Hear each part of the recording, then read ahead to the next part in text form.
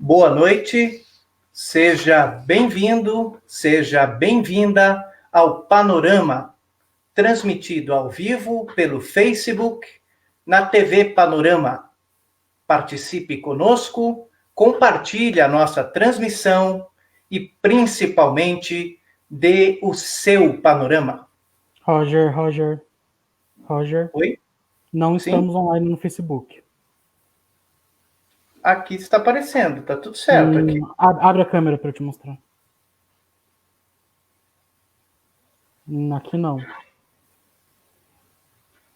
Ó, eu tô pelo celular na página, tá tudo em preto.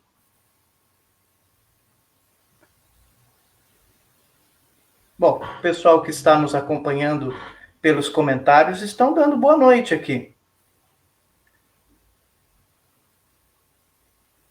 Aqui, não está aparecendo.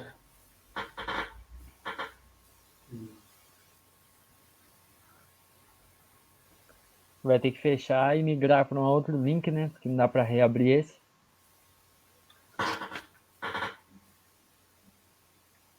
Segundo consta aqui, está aparecendo para as pessoas. Será que agora voltou, então? Você falou que está ouvindo. Bom, nós estamos hoje, a noite toda, com problemas técnicos, por isso, inclusive, o nosso atraso, mas de qualquer forma, nós vamos prosseguir com a nossa transmissão. Se você está nos acompanhando bem, dá um ok para nós nos comentários, o retorno de vocês que estão nos assistindo, se nós estamos ao vivo, se vocês conseguem nos acompanhar bem. De qualquer forma, nós continuamos hoje uma série de entrevistas com os candidatos à Prefeitura Municipal de São Miguel Arcanjo.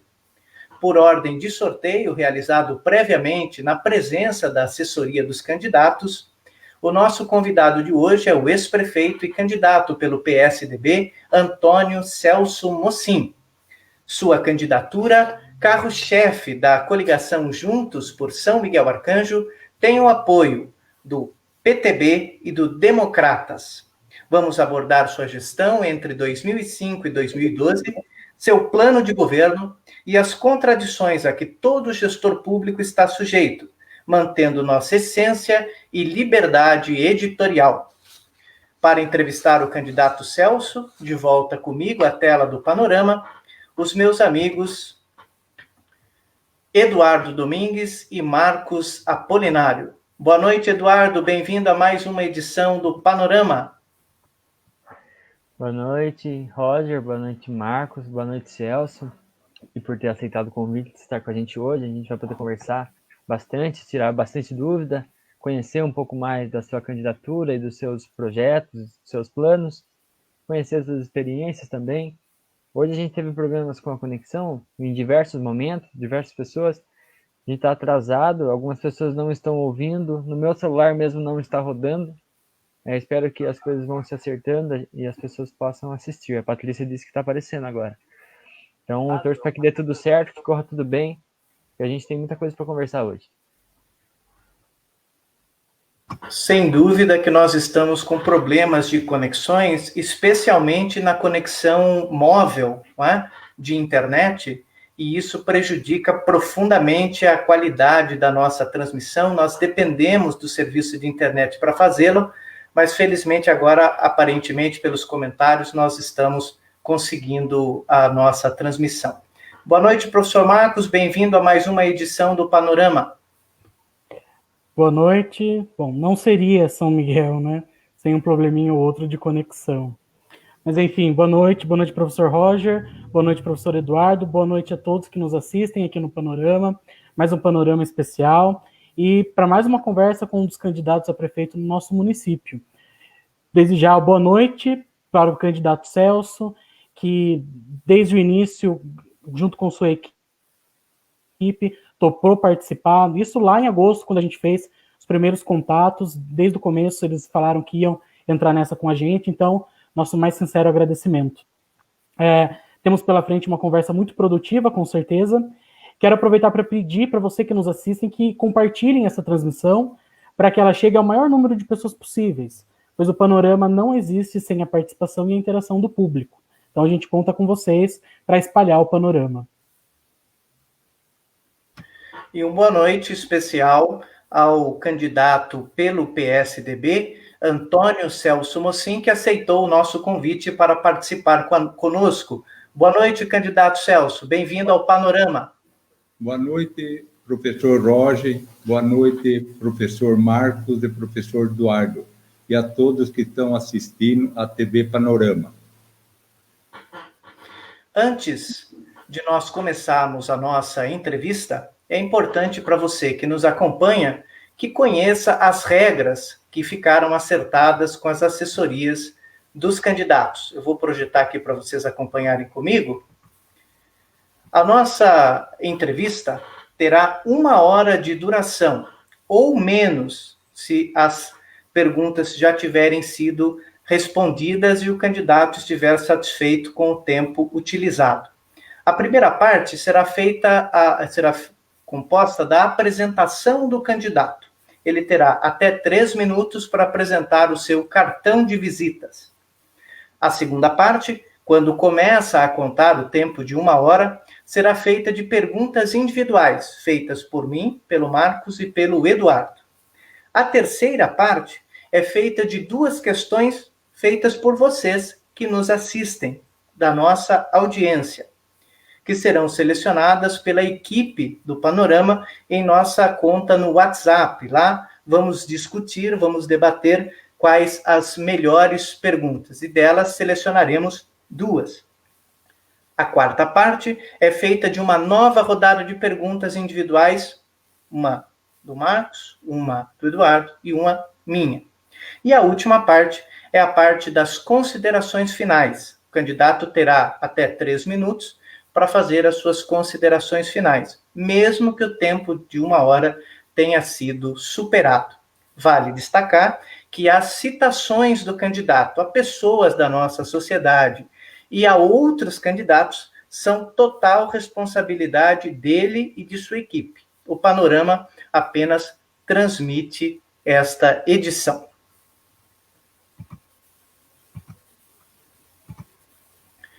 Candidato Celso, para nós começarmos a nossa edição, ainda sem contar o tempo de 1 hora de duração, vamos ceder aqui para o senhor o tempo de até 3 minutos, para que o senhor converse diretamente com os espectadores do Panorama e apresente o seu cartão de visitas. Diga a eles e a nós quem é o Celso Mocin, quais são as suas apresentações para esta noite.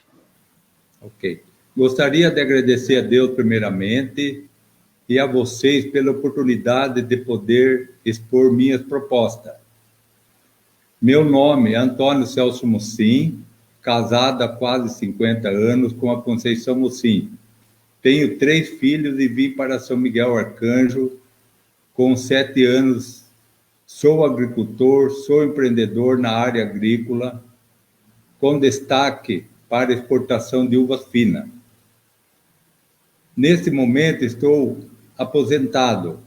Não sou político, a política entrou na minha vida como uma missão, porque sempre tive anseio de fazer algo pela cidade que me acolheu e na qual criei raiz. Fui prefeito por 2 mandatos, ganhei o prêmio empreendedor do Sebrae por 3 vezes. Gostaria de dizer que peguei a prefeitura completamente falida. Tivemos que pegar o caminhão do meu vice Valdir para coletar o lixo, porque todos os maquinários estavam quebrados. Fizemos um excelente trabalho de recuperação fiscal, aonde, no fim de 8 anos, deixei tudo novo. Muitas obras e um saldo de mais de 10 milhões na conta. Tenho orgulho de tudo que fiz pelo município, recapeamento da cidade, das ruas, início do loteamento nos bairros, construí e reformei escolas, reformei e construí creches na rodoviária. Centro de idoso, aterro sanitário, piscina municipal, ponte, asfaltos, algumas ruas de bairros mais populosos. A prefeitura que estava caindo aos pedaços foi totalmente reconstruída. Seretran, quadras cobertas nas escolas. Iniciamos a revitalização do Guapé, a pista de caminhada, o terreno do cemitério, as instalações do CAPES, a última, CDHU, com 170 casas. Ainda deixei um convênio que usaram para comprar uma ambulância UTI. Deixei também recursos para a compra de um terreno onde pretendemos seja o Distrito Industrial e mais uma Coab, que depois o Zeco da Vara efetizou e comprou. Acredito que as pessoas por onde andam vão ver uma obra que fiz.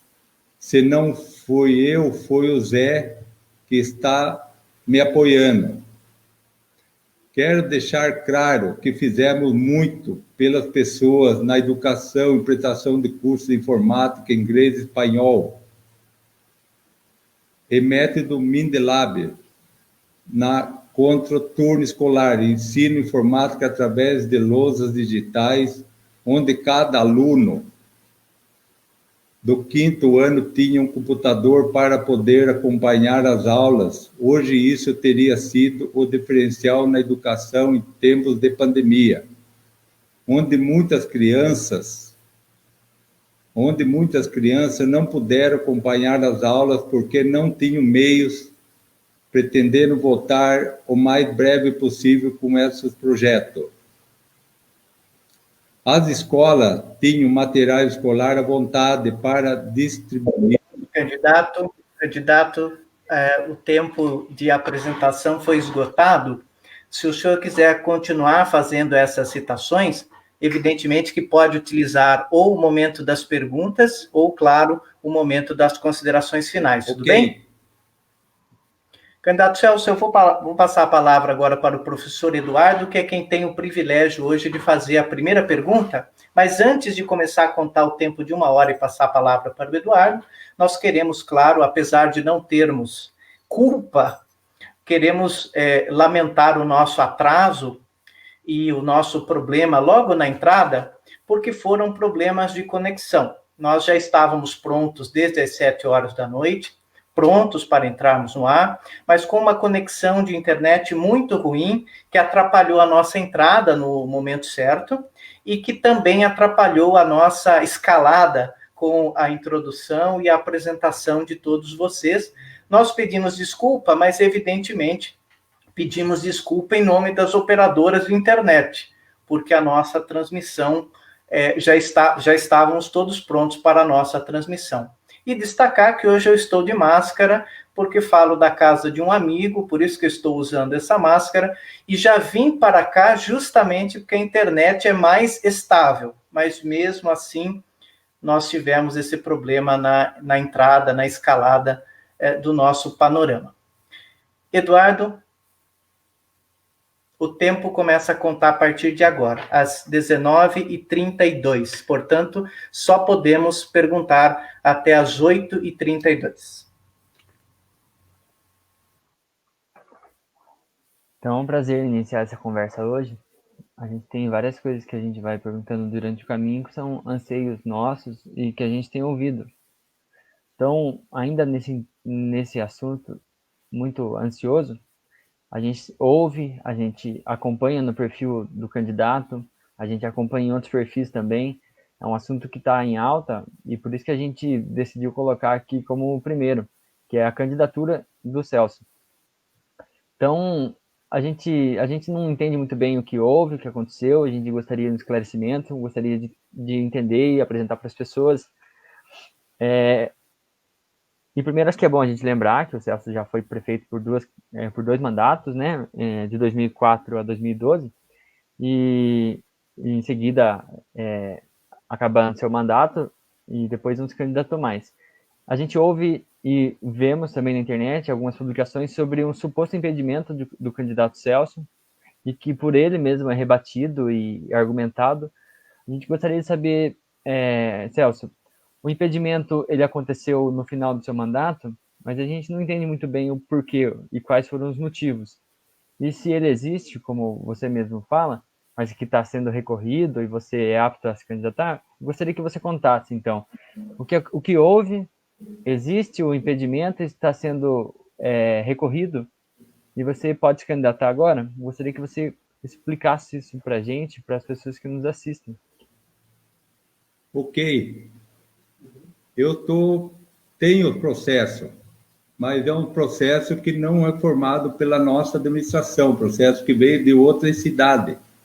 Então, hoje o pessoal começa a comentar, não, Celso, eu só estou saindo candidato porque eu tenho certeza que vai ter o registro e vou trabalhar em cima disso daí. Eu nada tenho a temer sobre isso daí, porque jamais eu ia sair para tapear o nosso povo. O povo me conhece, eu sou um homem trabalhador, lutador, sempre estive na frente de tudo. Vocês podem ver que eu fui taxado como prefeito jardineiro, porque eu tenho amor à nossa cidade e ao nosso país. É muito importante isso daí. Jamais eu ia sair. Se tem algum processo, é processo que não impede. Tenho certeza que não. O povo pode confiar na minha palavra, porque eu sou um homem de bem, de trabalho, de luta. ok? Eu mesmo acompanho no seu perfil, Celso, você publicou um documento em que mostra que é apto, né? Mas ainda insisto com você, eu gostaria que você contasse. Então não é daqui esse impedimento, não foi criado por aqui, ele é administrativo?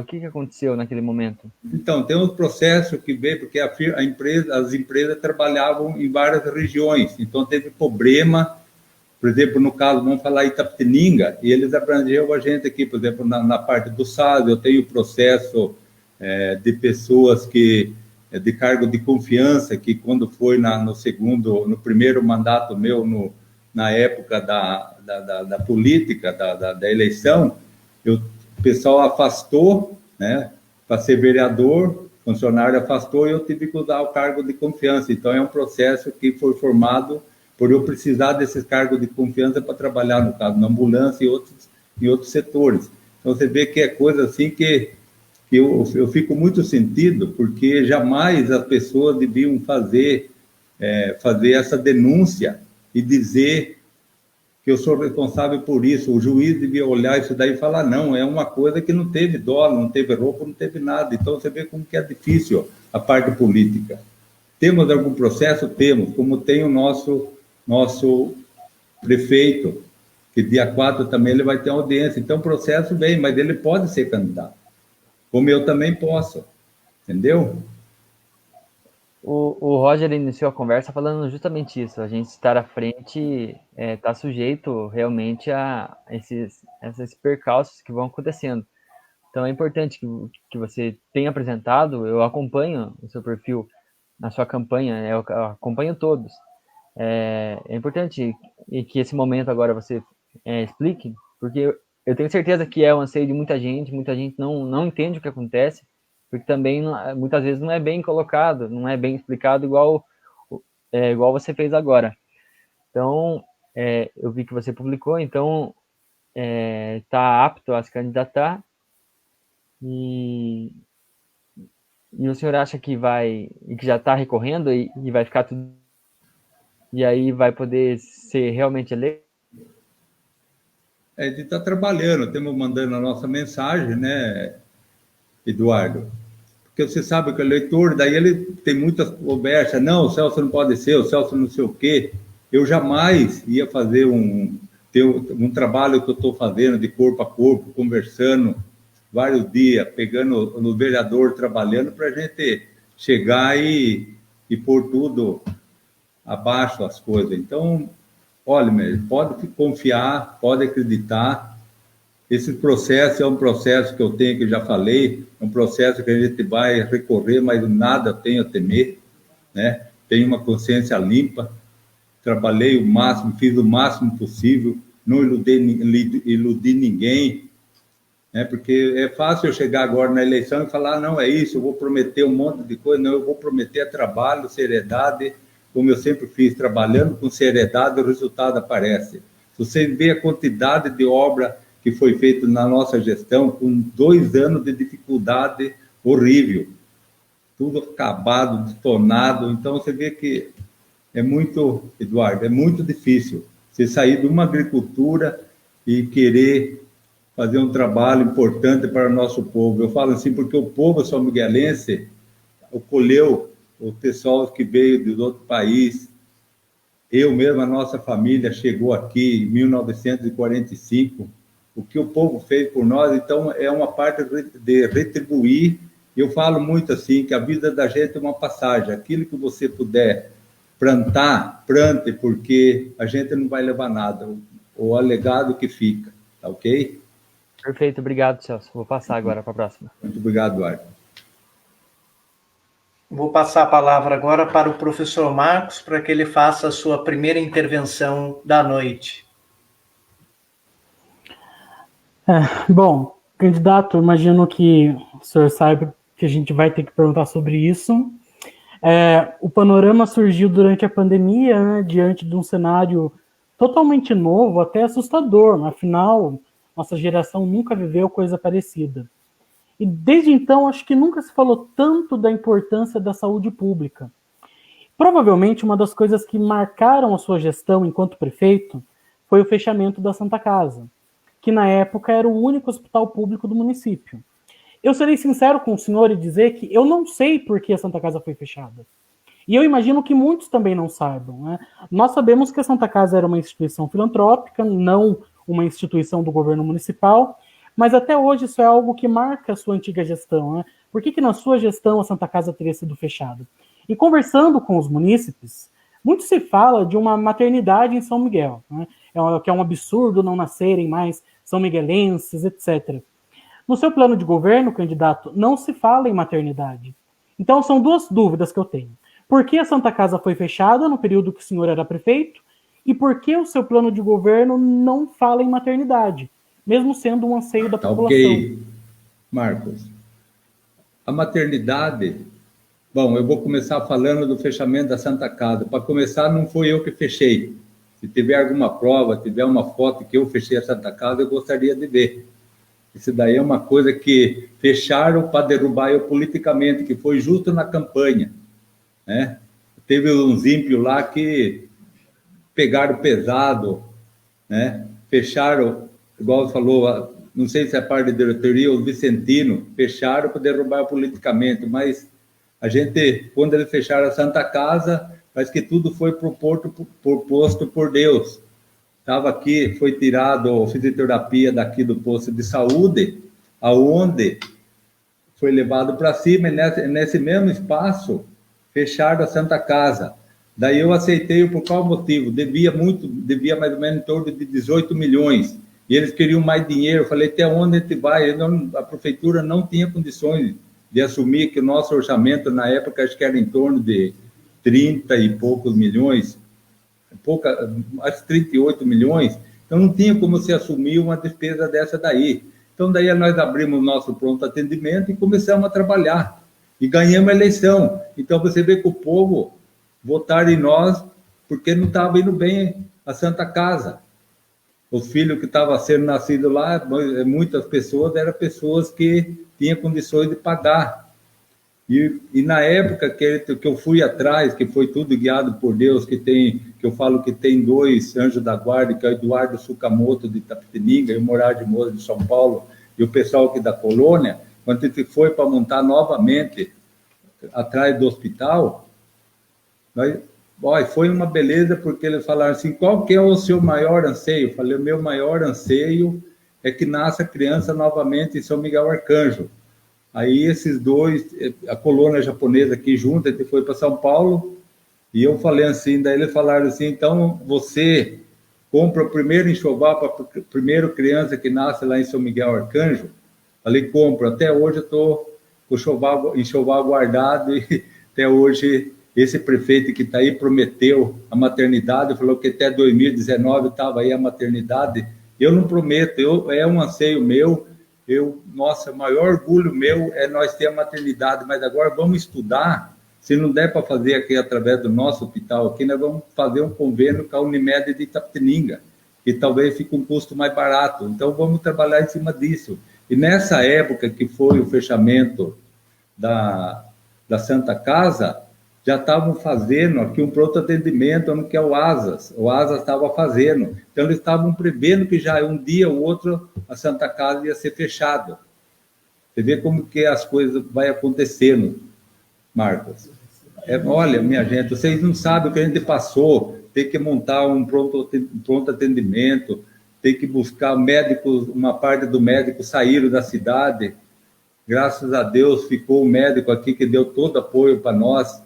Como que é gostoso a gente ter pessoas que realmente ajudam o nosso município, o nosso povo. Aí quando fizeram o ASA lá embaixo, estava falando que todo mundo ajudou, eu mesmo tive adoecimento, o meu vice também trabalhou em cima disso daí, aí a gente mudou para lá, que o nome lá do pronto atendimento está em nome NARD. Então, você vê, minha gente, o trabalho que foi feito, e hoje eu tenho certeza que a gente vai fazer esse trabalho voltado para a nossa maternidade novamente. Só que eu não sei como que vai estar o cofre público. Quando eu deixei, eu tinha certeza, porque eu poderia gastar em torno de até de 2,5 milhões, que não ia fazer falta nenhuma. Você tirar de 10 milhões, tirar 2,5 milhões, então não ia fazer falta nenhuma. Além disso, esse daí é o superávit, esse dinheiro é superávit, é onde que durante esses 8 anos compramos 5 terrenos para a nossa prefeitura, aterro sanitário, que era uma vergonha, era lixão, hoje nós temos o aterro sanitário, graças à nossa administração. Então, olha, você vê quantas coisas foi comprada, compramos aqui embaixo para pôr o CAPES, eu deixei o dinheiro, graças a bom Deus, o Zé Codabar comprou aqueles 22 alqueires para fazer as casinhas do CDHU, no bairro do Guararema, tem um terreno de 40 mil metros para fazer uma escola, para fazer um posto de saúde. Na Baitinga, meu sonho, também tem 3 alqueires e meio para a gente fazer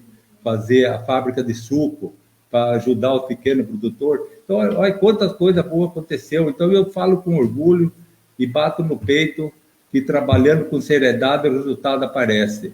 Quem fechou a Santa Casa foi a Sociedade São Vicentina, então não foi eu, né? Ok? Ok, muito obrigado pelo esclarecimento, prefeito. Aqui, Valeu, eu obrigado. fui sincero, eu realmente tinha essa dúvida, e eu sei que muitos também têm essa dúvida, né? Tá ok. Eu fui sincero também. Tá ok, Marcos? Maravilha, obrigado, prefeito. Ok. Candidato, agora é minha vez e a minha pergunta é sobre o funcionalismo público. Candidato, no seu plano de governo, na primeira parte, a parte que trata sobre administração, há 2 itens que me chamaram bastante atenção, que falam sobre o funcionalismo público. O primeiro é de que é necessária qualificação e valorização do servidor público. Mas logo no tópico abaixo, logo no item seguinte, fala que é necessário combater o desperdício e melhorar a gestão e os serviços. Então primeira pergunta, eu gostaria de saber, afinal de contas, o serviço do funcionalismo público municipal é bom e precisa ser valorizado? Ou ele é ruim e por isso é necessário combater o desperdício? Porque as duas coisas me parecem opostas. E uma segunda pergunta. Durante a sua administração, se notabilizou um homem forte na Secretaria de Finanças, na administração da prefeitura. Um nome que ficou conhecido na cidade, inclusive. Se nós pudéssemos estabelecer um comparativo, seria o Paulo Guedes, do Celso Mocin. Então, eu queria saber, esse senhor faz parte novamente da sua campanha? E se o senhor for eleito, ele voltará a trabalhar na prefeitura municipal? São 2 perguntas, então, candidato. Como é, na visão do senhor, o trabalho do funcionalismo público municipal? E se esse seu companheiro estará de volta se o senhor voltar à prefeitura? Então, Roger, o funcionalismo público é um pessoal que eu não tenho que reclamar. O que fizeram por mim, ajudaram muito, o bom e deve ser valorizado. Porque eu, na época, eu queria valorizar também o pessoal que é o catador de lixo, né? Mas se você aumenta de um, você tem que aumentar de todos. Então, é muito difícil, né? Mas todo desperdício deve ser combatido. A gente tem que trabalhar com amor e não ter nada de desperdício. Você vê que na época, eu não tive motorista que fosse para mim, para São Paulo, ia para lá e para cá, não tive nem. O motorista era eu, era um secretário. A gente trabalhava desse jeito, convidava as pessoas que estavam junto comigo para levar eu para São Paulo. Um que ajudou muito eu na época, no começo, que a gente nem tinha carro, é o Hélio More. Ele ajudou demais eu na administração. Fiquemos 2 anos, eu andava com a minha caminhonete, ele andava com o carro dele, para a gente poder economizar. E conseguimos economizar. Então, a gente vê que daí eu fiz a conta, nos 2 mandatos, no mínimo deu para comprar, com essa economia, a gente comprou 2 ambulâncias. Você vê que parece pouco, mas faça a conta para você ver o funcionário, hora extra, não sei o quê. Então, é muito importante a gente pensar nisso. E sobre o Ari, ele ajudou muito lá na prefeitura, eu tenho certeza que a gente, não sei hoje, porque ele está aposentado, ele já está com uma idade assim, um pouco mais avançada, eu não posso dizer se eu vou estar com ele ou não. Entendeu?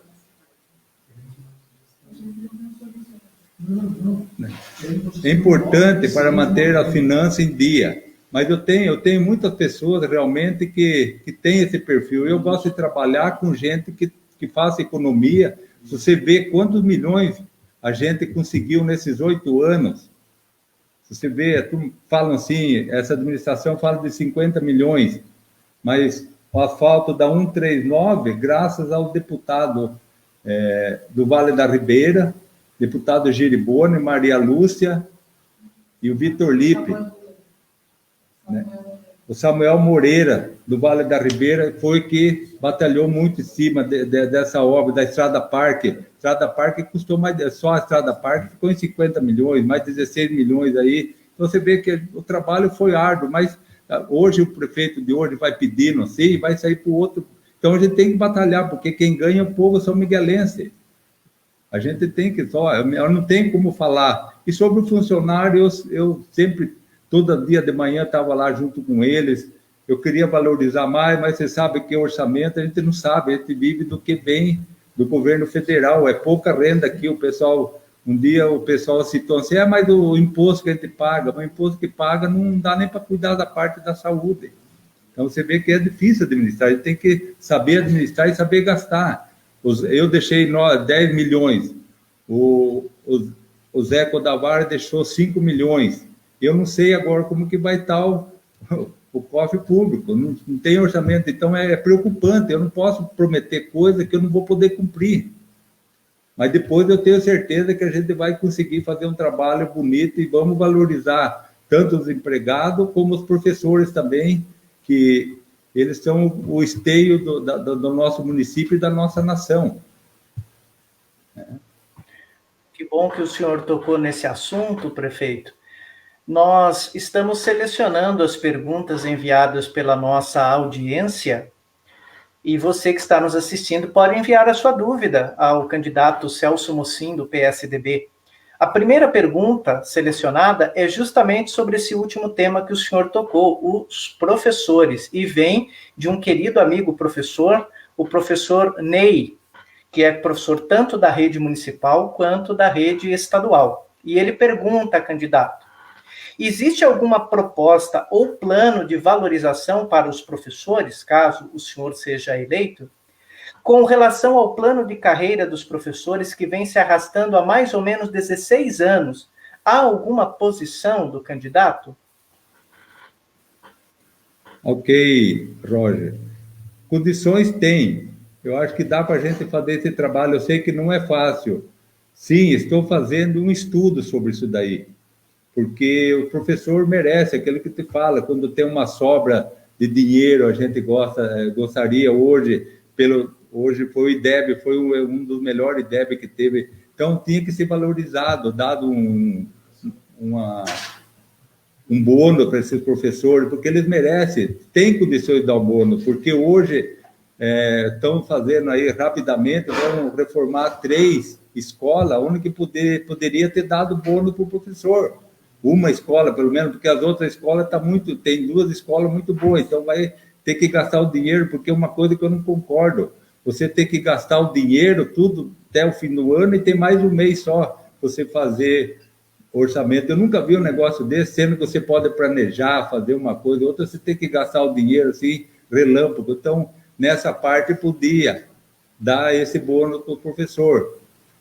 Um plano de carreira real, um plano de carreira é muito importante, porque o plano de carreira que possamos cumprir, não um plano de carreira que a gente não consegue cumprir.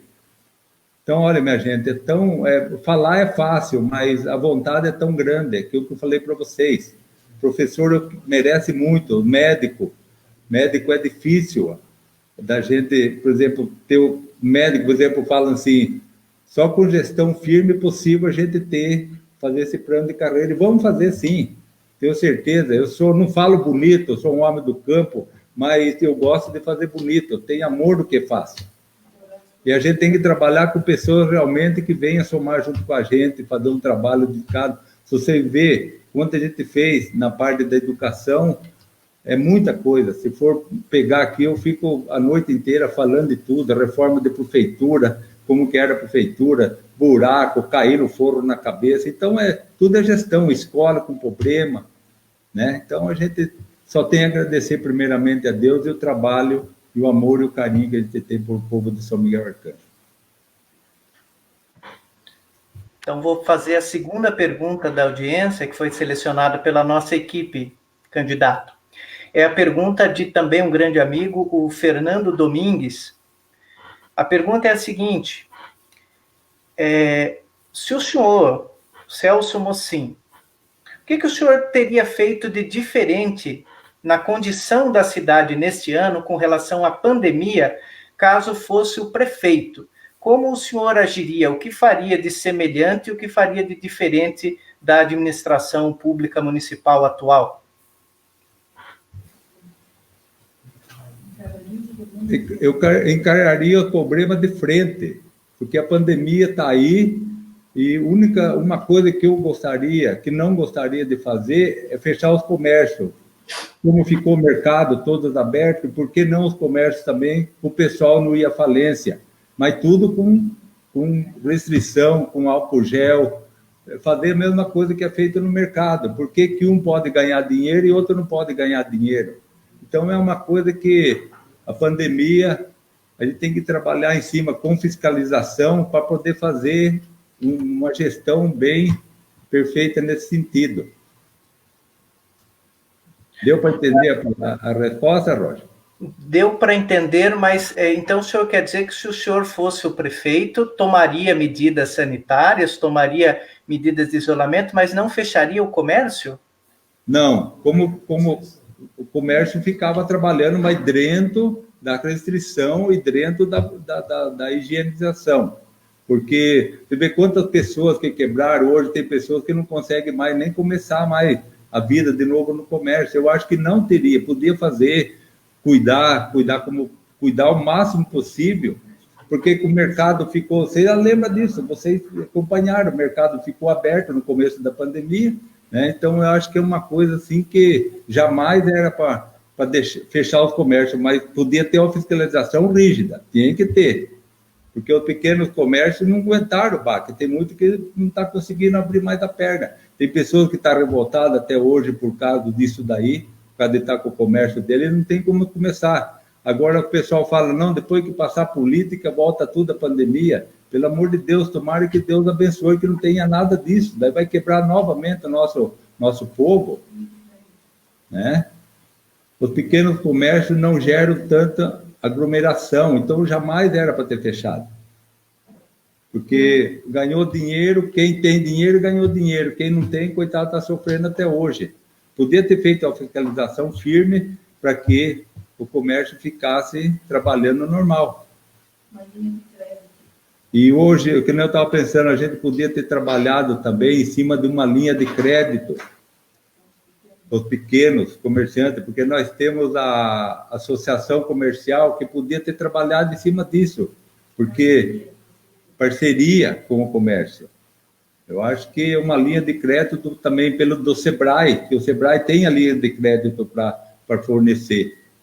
Que eu falo do Sebrae porque o Sebrae, eu conheço o presidente do Sebrae, eu sou ligado com o pessoal do Sebrae. Então é importante a gente trabalhar em cima disso, apoiar os pequenos comerciantes, porque, coitado, judiação. Hoje estão revoltados até hoje sobre essa pandemia, ok? Ok, candidato. Eu vou voltar a girar, então, a nossa conversa. A próxima pergunta é, novamente, do professor Eduardo. Eu estou vendo os comentários aqui, tem bastante gente falando a respeito das estradas, vejo também a Letícia Almeida falando sobre a agricultura familiar, e como o senhor mesmo começou no seu cartão de visitas, Celso, você se autodeclara um homem do campo, um trabalhador rural, da agricultura, conhecidamente também por causa da uva, você mesmo disse, mas a gente também vê com um pouco de receio esse olhar muito focado para a agricultura. Às vezes, e fica muito agricultura, estrada, esses procedimentos e essas culturas primárias e sem processamento, que são muito vulneráveis às condições climáticas e a outras intempéries, né? Então a gente se preocupa um pouco, Celso, de ser um programa muito da agricultura e ser pouco industrial para o município, pouco formativo. A gente também acha que talvez falte um apelo para uma modernização, um processamento de alimentos.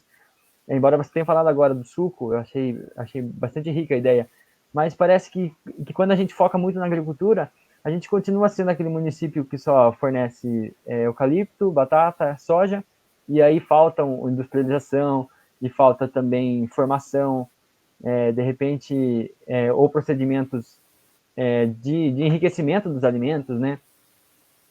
Então a gente se preocupa um pouco, acho que é muito primário, e gostaria de que você comentasse, não acha que só a agricultura para o município, embora a gente tenha esse potencial, mas não é muito pouco, não é se limitar, a gente deveria abrir mais portas, mais caminhos, industrializar, a gente precisa disso, não pode só depender da agricultura e da lavoura.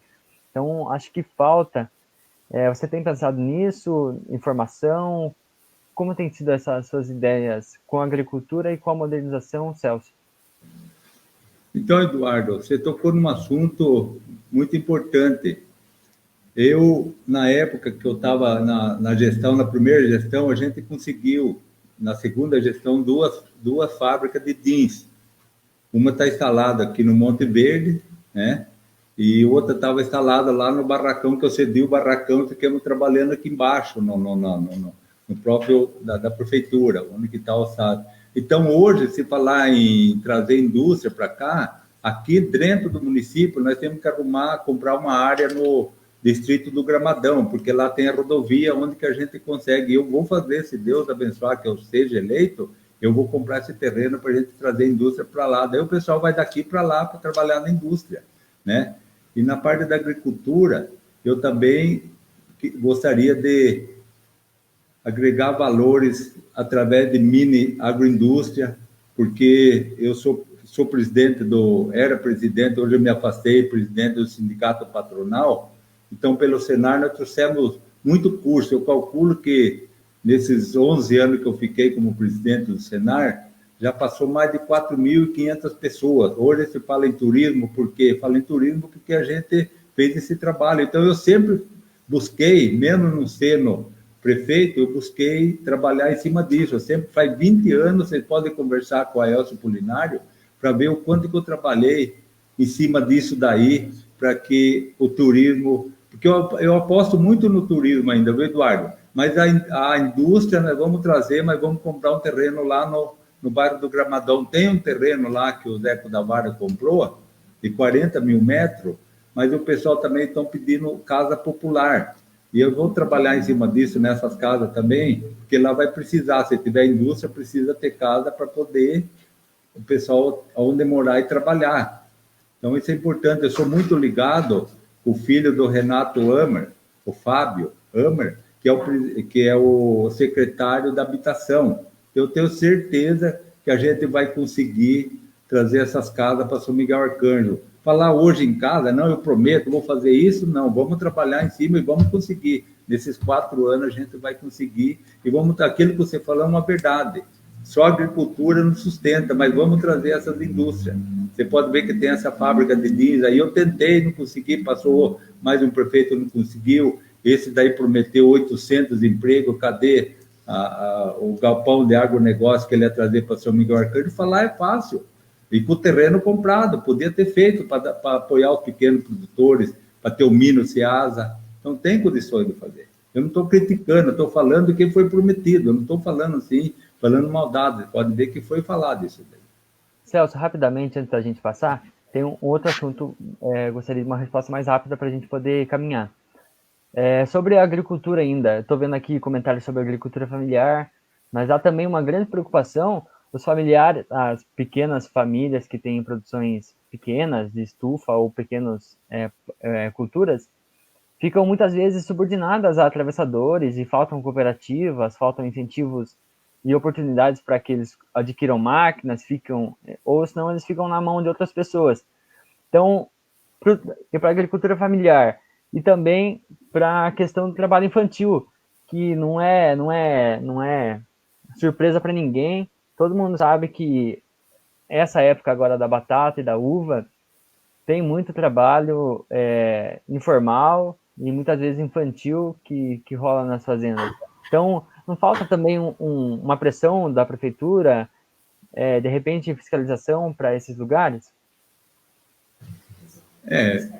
Pode ser. Eu não falo nessa parte porque eu acho que a parte assim da parte agrícola, a gente vai tentar fazer o Minas Seasa. Quando eu falei do galpão de agronegócio que a administração prometeu, é o tipo do Minas Seasa. Vamos dar um apoio para o pequeno produtor, para que seja agraciado um trabalho, uma legalização do SIM, que o SIM precisa muito para os pequenos produtores, para quem produz produtos coloniais, geleias, suco, tem de tudo o que você imagina. Hoje a gente está produzindo aqui, vamos trabalhar em cima do SIM. E quanto às crianças, que eu sempre falo assim, falta um projeto social para as crianças. Hoje eu penso assim, eu prefiro que a criança, por exemplo, esteja junto com o pai fazendo alguma coisa do que esteja solto para a rua. É muito importante isso daí, porque eu comecei a trabalhar dos meus 8 anos de idade, limpando cebola, brincava, estudava e trabalhava. É tão bom, isso daí você tem uma ocupação, porque hoje você vê como que está a situação, as coisas estão acontecendo por causa dos filhos ficar abandonados. Então o pai não deve judiar do filho, mas deve sempre estar procurando um trabalho para eles, porque é importante não deixar eles assim. E eu quero também, se Deus abençoar que a gente chegue lá, eu quero pôr a escola de tempo integral, para poder ocupar o máximo possível as crianças no lazer, dentro da escola, fazer o máximo possível para não poder ficar para a rua. Não sei o que você acha dessa ideia, Eduardo, mas né, se trabalhar, matasse, eu acho que não tinha nem o talo mais. Eu gosto da ideia do integral, Celso. Essa eu gosto bastante.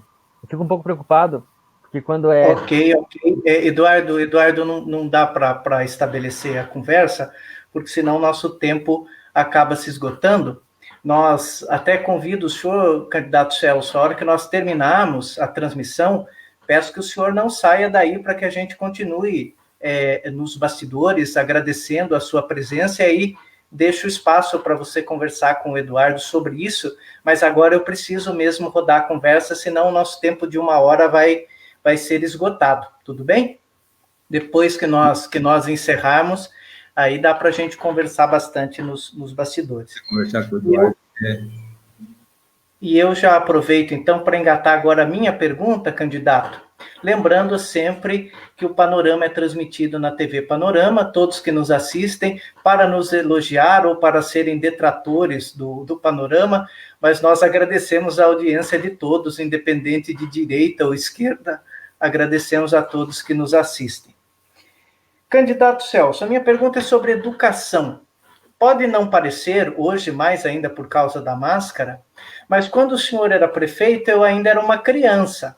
Eu me considero um adolescente ainda, mas eu era mais jovem ainda. Estudava na querida escola onde leciono a professora Maria Francisca Rivabene, e eu me lembro com uma nitidez, com certa nitidez, de como era o procedimento para a merenda escolar. Então, quando nós estávamos tendo as 2 primeiras aulas, ia alguém até a sala, geralmente as merendeiras, e pediam que nós levantássemos a mão para que recebêssemos uma fichinha para podermos nos alimentar na hora do intervalo. E o cardápio nem sempre foi dos melhores, sinceramente. Havia alguns enlatados, havia bastante, frequentemente, salsicha no cardápio. Nós, que somos professores da rede estadual, nós vivenciamos o sucateamento de algumas áreas nas escolas, inclusive a merenda escolar, às vezes. Então, eu quero, bem objetivamente, também uma resposta do senhor. Se o senhor voltar à prefeitura, essa política de retirada de recursos da educação para investir em outras áreas, essa política volta com o senhor? O senhor vai fazer diferente na educação do que fez nas suas gestões anteriores? Então, Roger, essa parte aí é uma parte que jamais a gente vai fazer isso daí, porque não pode tirar dinheiro da educação, não tem como você tirar dinheiro da educação e pôr na outra parte. Aí, quando você falou do desperdício, eu lembro muito bem que a terceirizada, ele passava, servia a merenda e depois pegava um docinho. Não sei se você lembra disso, tinha um docinho. Daí a criança... Eu me lembro, sim, candidato, era um moranguete, não me esqueça, era um moranguete, eu me lembro, sim. Então, Roger, daí você vê que daí a criança pegava outro prato para pegar outro docinho de novo, e aquela comida ia para o lixo. Eu fiquei tão triste com aquilo, porque a dor da fome é demais.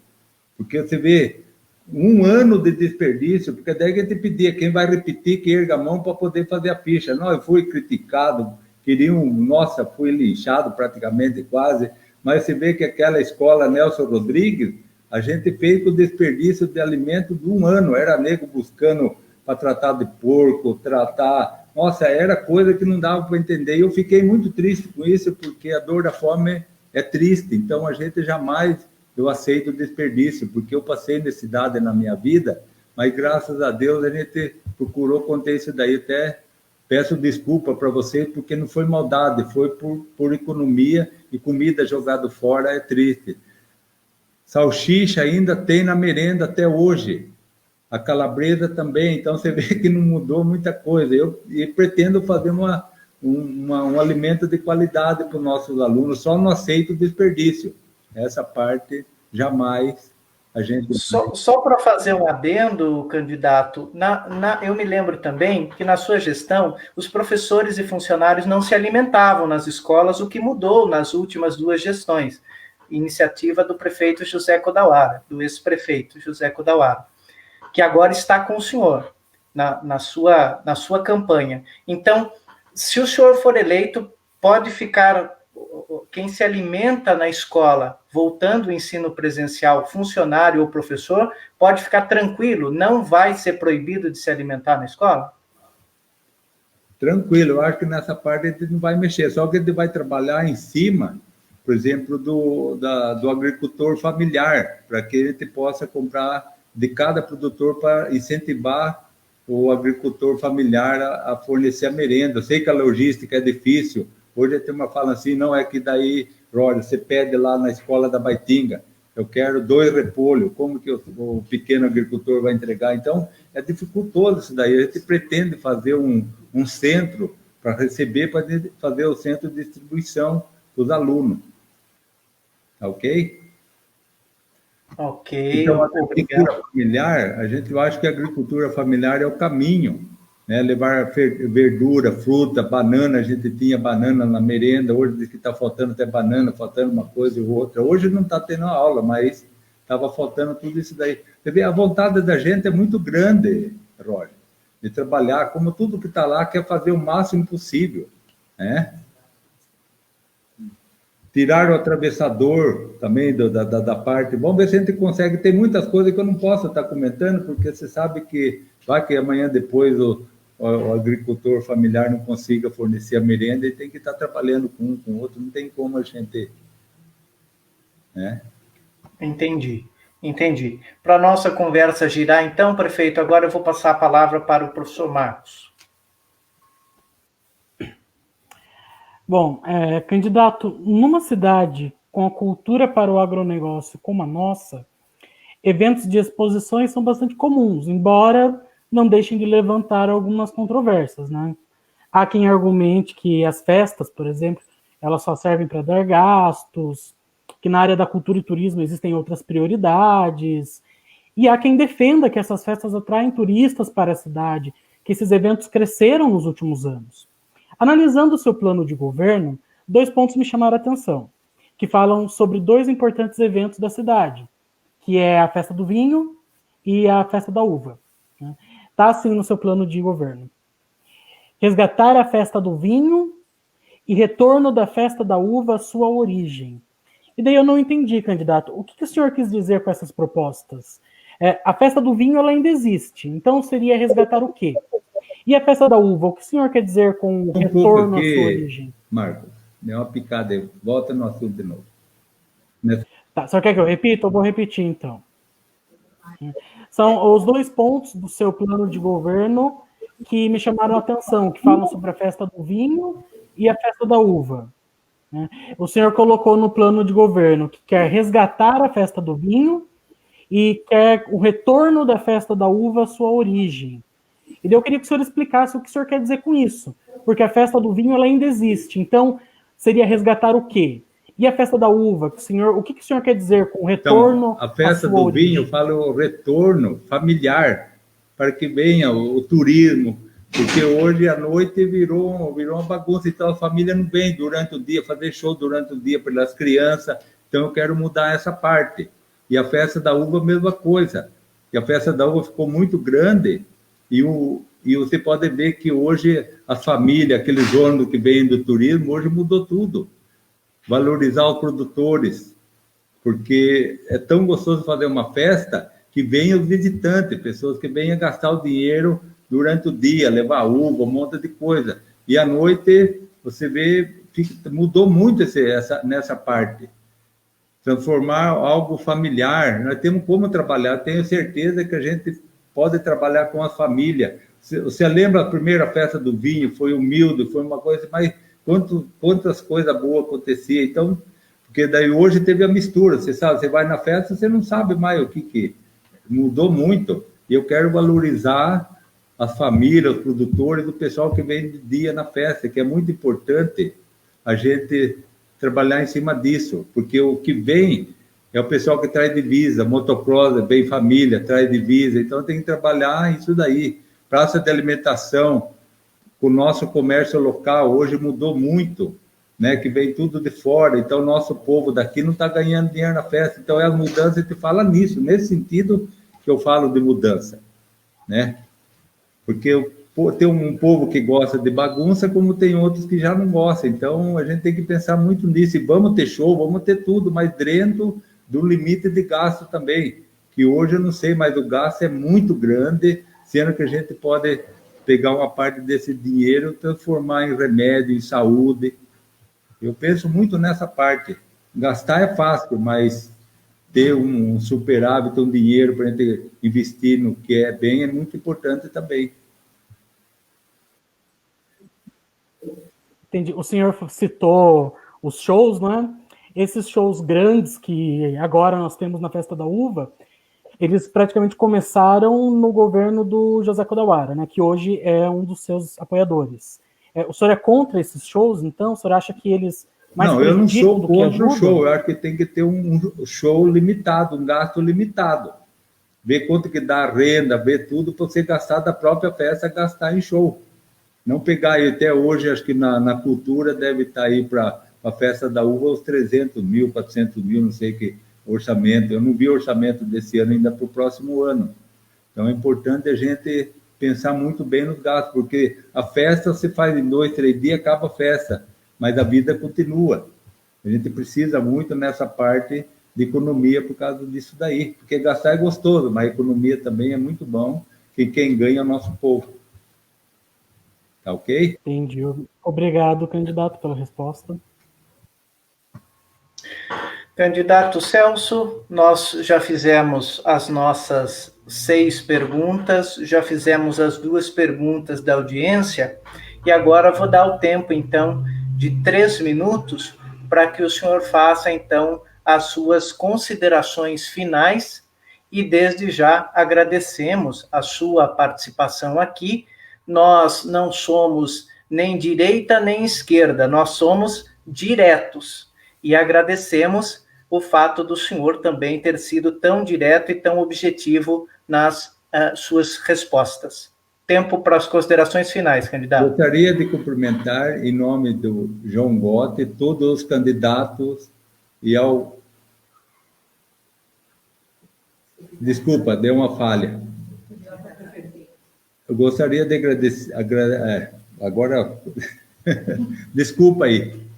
Então, a consideração final, eu gostaria de agradecer a vocês, a TV, pelo apoio que vocês estão dando. Tudo é muito importante o que vocês estão fazendo, para a gente esclarecer, para o povo saber. Então, olha, minha gente, eu tenho...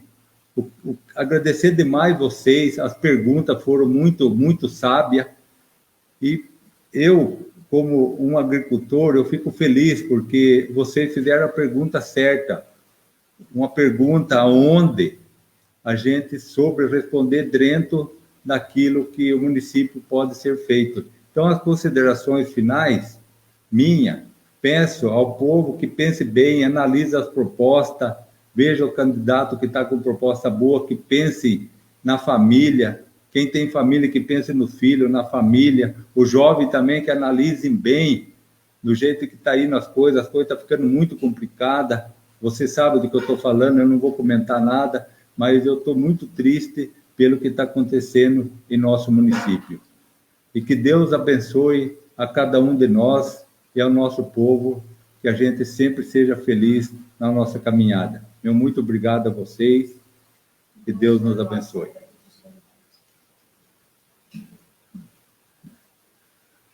Nós ainda temos, da 1 hora de duração, ainda temos 8 minutos, candidatos. O senhor se considera satisfeito? Nós podemos encerrar ou podemos pegar mais algumas perguntas da audiência? Não, podemos encerrar, porque eu acho que o que eu tinha a dizer, eu estou muito feliz e estamos aí e conto com o apoio de toda a população. Se eu merecer, que ele dê esse voto de confiança, tá ok? Então, peço que o senhor permaneça com a gente, porque agora é a nossa vez de agradecer. Eu abro a palavra para o Eduardo, para suas considerações finais, Eduardo, e agradecimento ao candidato do PSDB, o Celso Mocin. Então, hoje a gente pôde conversar, a gente tinha as perguntas para fazer, a gente conseguiu fazer todas, também separar as duas da nossa audiência. Acho que correu tudo bem, como deveria ser, a gente teve problemas com a conexão, mas acho que vale, sim. Hoje deu resultado como a gente esperava, e isso faz parte de uma série de entrevistas, né, em que a gente já entrevistou um candidato, hoje o Celso, na semana que vem outro candidato, e acho que é muito importante, assim como o Celso falou, acho que a gente pode ir conhecendo os candidatos, perguntando, apresentando para as pessoas, né, porque se fosse aqui só para eu conversar com o Celso, acho que não seria tão enriquecedor quanto a gente poder compartilhar para todo mundo, né, acho que falta essa oportunidade para todo mundo. Então a gente espera que, de alguma forma, enriqueça o debate e esse conhecimento dos candidatos. Agradeço novamente e ter aceito o nosso convite, correu tudo bem. Agradeço o Roger por hoje, por controlar o nosso programa, e também o Marcos, o meu outro companheiro de toda semana. Acho que foi muito enriquecedor, de fato. Então, espero que na próxima semana estejamos juntos, e boa noite para todo mundo. Professor Marcos, suas considerações finais e agradecimento ao candidato Celso Mocin. Bom, se a minha conexão deixar, eu quero agradecer, obviamente, né? Mais um panorama chegando ao fim, com muito sucesso, mais uma conversa produtiva, mais informações para os eleitores votarem com consciência aqui no nosso município. Esse era o nosso objetivo, eu acho que a gente está cumprindo ele. Temos mais uma conversa na semana que vem com o candidato João. Você que chegou depois, que perdeu o começo dessa conversa, não se preocupe, porque essa transmissão fica salva na página do Panorama, para você assistir, espalhar, compartilhar, assim como o programa da semana passada também está salvo, se você não viu e quer assistir. Muito obrigado a você que nos assistiu, que nos acompanhou, uma boa noite para você, uma boa noite para os meus colegas aqui do Panorama, professor Roger, professor Eduardo, e, claro, muito obrigado e muito boa noite ao candidato Celso, que participou dessa edição do Panorama com a gente, e boa sorte na sua campanha. Bem falado, Marcos. Falou bem a respeito do nosso programa. Ele, assim que nós terminarmos, se você chegou da metade para o final, é só ir lá na TV Panorama. Ele está gravado desde o comecinho, você pode assistir inteiro. A Luciane, nossa espectadora de sempre, comentou aí que estava com dificuldade para assistir pelo 4G. Vai ficar salvo lá, Lu. Você acompanha desde o princípio a nossa entrevista. Como disse o professor Marcos, a edição anterior com o candidato do Progressistas também está salvo lá.